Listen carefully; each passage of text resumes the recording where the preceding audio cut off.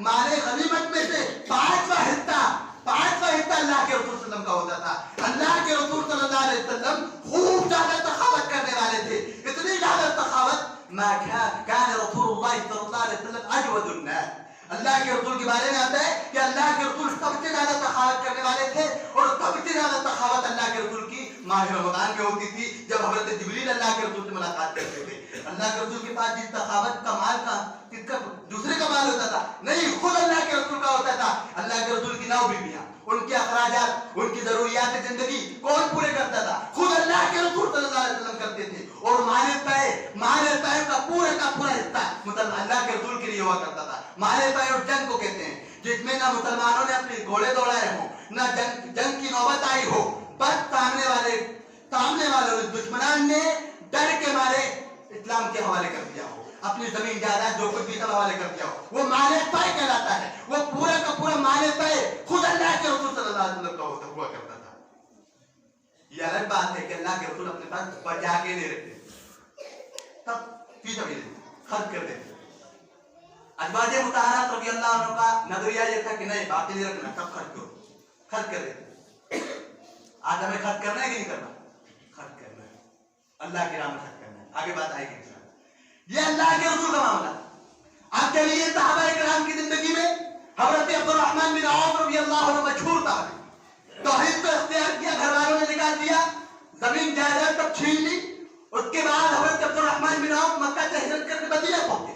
मदीनतुर रसूल पहुंचने के बाद हजरत साद बिन रबी गालिबन से भाईचारा हुआ, कहा कि मेरे पास जो माल है उस माल के 2 हिस्से कर लेते हैं, एक हिस्सा आप रख लो, एक हिस्सा मेरे को दे। कहा कि मुझे आपके माल की जरूरत नहीं। अल्लाह, मुझे मार्केट दिखाई, मार्केट का रास्ता दिखाया। हजरत अब्दुर्रहमान बिन औफ ने घी और पनीर से अपनी दुकान खोली।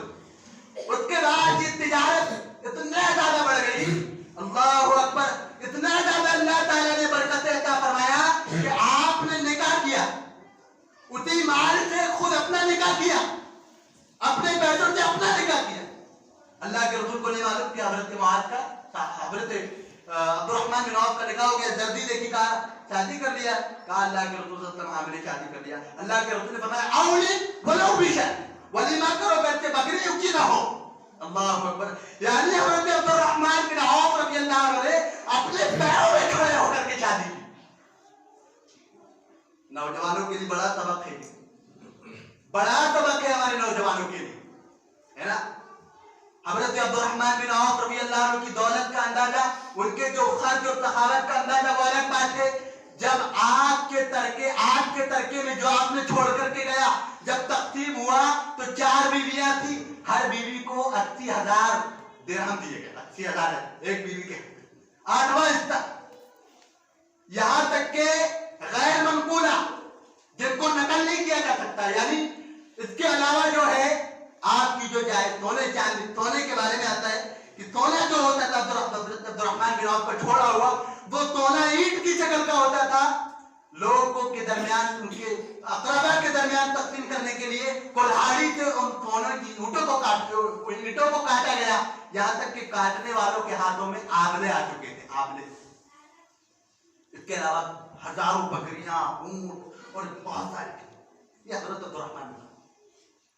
हजरत जुबैर बिन अव्वाम रज़ी अल्लाह, हजरत जुबैर बिन अव्वाम भी अल्लाह ताला ने आपने तिजारत की शुरुआत की, फिर उसके बाद मदीनतुल मुनव्वरा में खैबर के पास आपने जमीन खरीदी, फिर जमीन खरीद करके खेती भी शुरू करना।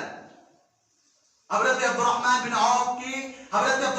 औफ ने तिजारत शुरू की, फिर उसके बाद जमीन की शुरुआत की, और जमीन में बर वक्त उस वक्त मौरखीन लिखते हैं 20 से ज्यादा ऊंट खेती बाड़ी में काम किया करते, खेती बाड़ी में इस्तेमाल होते। हजरत जुबैर बिन अव्वाम रज़ी अल्लाह अन्हु की भी, उनको भी अल्लाह ताला ने बड़ी दौलत से सरफराज फरमाया। ये मेरे और आपके लिए उसवा है मेरे भाइयों, जिस तरीके से इबादत में, नमाज रोजे में हमारे लिए उसवा है, अकीदे में उसवा है, दुनिया में इज्जतदार बनकर के जीने में भी हमारे लिए उसवा है। हजरत जुबैर बिन अव्वाम रज़ी अल्लाह। उसके बाद चलिए हजरत अबू बकर सिद्दीक रज़ी अल्लाह अन्हु।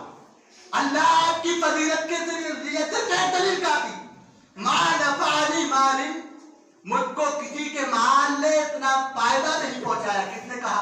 जनाब रसूल ने कहा जितना फायदा मुझको अबू बकर के माल ने फायदा पहुंचाया।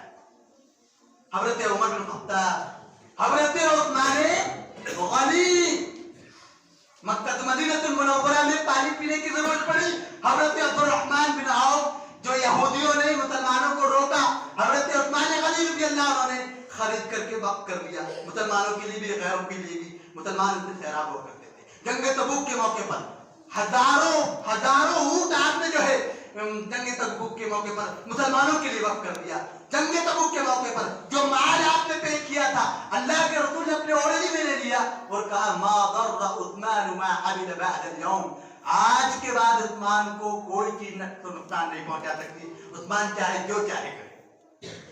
अल उस्मान फिल जन्नह, अल्लाह के रसूल एक मजलिस में 3 मरतबा हजरत उस्मान गनी को बशारत सुनाई, उस्मान जन्नती है। हजरत जुबैर बिन अव्वाम ने जो जमीन की खेती-बाड़ी भी इख्तियार किया, जरिए माश, इसी तरीके से तिजारत भी थी और आमदनी का जरिए जमीन भी थी। और आपको जमीन के ताल्लुक से एक हदीस बयान कर दूं, इमाम मुस्लिम रहमतुल्लाह ने फरमाया, अल्लाह के रसूल सल्लल्लाहु अलैहि वसल्लम फरमाते हैं कि मन कान लहू फضल अर्द, जिसके पास जायज जमीन हो, फलयज़रअहा, उसको चाहिए कि वो खेती करे। औ यज़रअहा